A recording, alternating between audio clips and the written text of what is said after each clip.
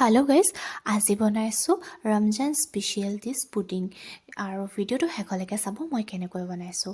Pudding বনাবলৈ লাগিব গাখীৰ, ডিম আৰু চেনি। মই 2টা ডিম লৈছোঁ, অলপমান চেনি লৈছোঁ আৰু গাখীৰ লৈছোঁ। প্ৰথমে এনেকৈ গিলাচ এটাত 2 কাপ গাখীৰ ঢালি লৈছোঁ।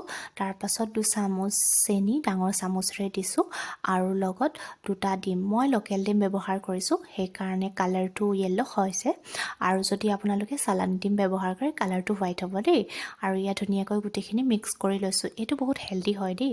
আৰু ইয়াত কেটলি এটাত ধুনীয়াকৈ এনেকৈ পানী দি এনেকৈ ঢাকনখন মাৰি দিছোঁ আৰু প্ৰায় 20 মিনিটমানৰ পিছত পুডিং ৰেডি। আৰু পুডিংখিনি এনেকৈ গিলাচৰ পৰা উলিয়াই লৈছোঁ বাতি এটাত। আৰু এয়া চাব পাৰে এনেকৈ গৰম গৰম ওলাইছে। তাৰপাছত এই পানীটো যিটো আছে সেইখিনি পেলাই দিছোঁ। আৰু এয়া পুডিংখিনিৰ ওপৰত অলপ ফ্ৰেছ ক্ৰীম ঢালি দিছোঁ খাবলৈ টেষ্ট হ'বৰ কাৰণে। আৰু এয়া ৰেডি পুডিং। ভিডিঅ'টো যদি ভাল লাগে